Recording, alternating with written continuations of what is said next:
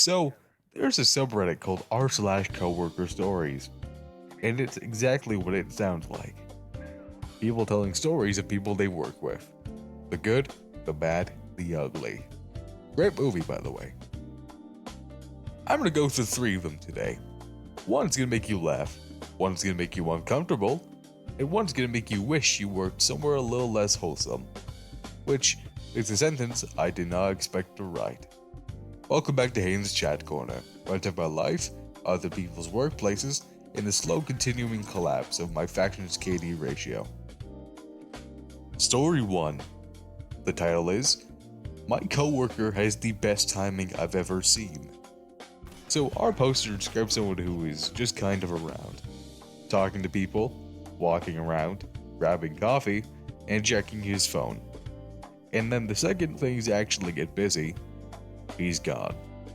A big project comes in, gone. Everyone needs to stay focused for an hour, gone. Something heavy needs to be moved, gone. Customer issue needs extra hands, gone. Last week, they were slammed for almost 2 hours straight. Everyone running around trying to keep up. Our poster didn't see him once. The second things calmed down, he walks in, carrying a coffee, and starts talking about how crazy the days have been. Yeah, man, tell me all about it. Now, I want to read you something. Someone in the comments on this post nicknamed this guy Foreskin, because he's gone the second things get hard. I had to sit with that for a second. That might genuinely be the funniest workplace nickname I'd ever heard in my life. Whoever wrote that comment deserves a raise more than the guy they're describing deserves to be fired, which he absolutely should be. Now, let me play devil's advocate for a second. What if this man isn't lazy? What if he's just operating on a frequency the rest of us simply cannot perceive? Think about it. He's never been present for chaos. Not once. That's not an accident. That's a skill. Most people develop the ability to read a room. This man has developed the ability to read a room from several rooms away, weeks in advance, and remove himself accordingly. In any other context, we call that emotional intelligence. I'm not saying he should keep his job. I'm saying if disappearing right before the disaster were an Olympic event, this man would have 500 medals. Anyway, he still should be fired. But respectfully. Okay, so story 2 is a bit heavier, so bear with me here. Our poster works with a guy in a different department. He's clearly had a crush on her for a while, gets nervous around her, texts her to ask about her day, the normal stuff. Then, they finally make plans to grab drinks. He's weirdly avoidant about logistics, mentioning there's been rumors that he'll explain in person. They go to dinner. Things start fine. And then he starts making increasingly inappropriate comments. Tells her his coworker made vulgar remarks about her outfit. Eventually reveals he had a 6-month-old baby and lives with his girlfriend, who, according to him, is chill about him flirting with other women.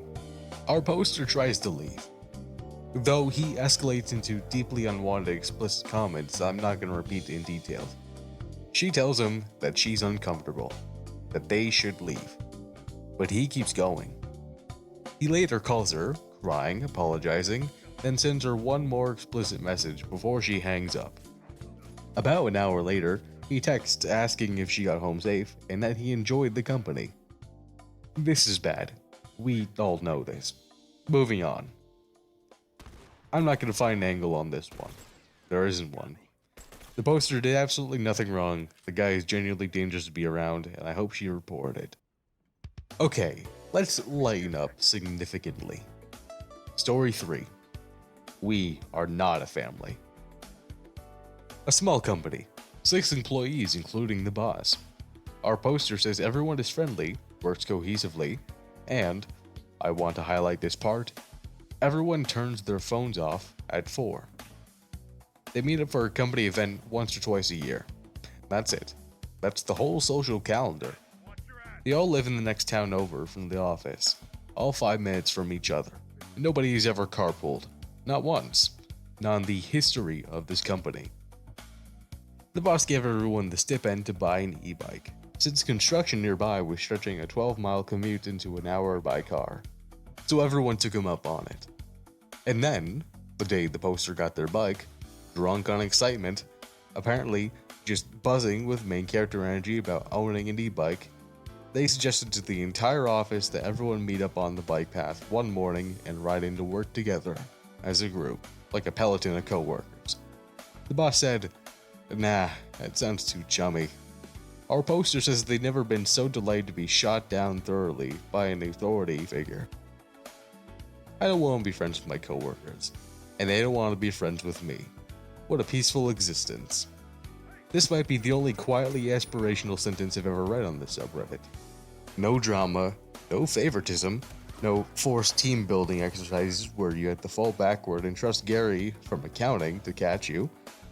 Just 6 people who show up, do good work, turn their phones off at 4, and go home. 3 coworkers. 1 who's mastered the art of being invisible right at the exact moment. 1 who probably should be in kind of some registry. And 1 boss who said no to bike path bonding and accidentally created one of the healthiest workplace dynamics I've ever seen in my life. And honestly, the thread between all 3 is the same thing it always is. Boundaries. The guy who disappears has none. He's exploiting the lack of accountability.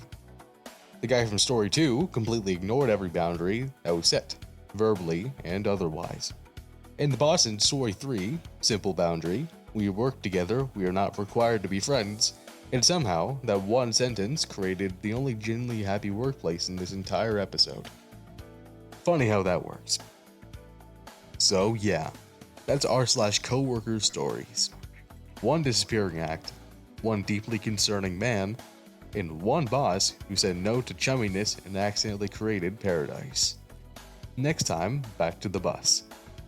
The unspoken rules of public transit, which, if you've been paying attention, I feel uniquely qualified to discuss.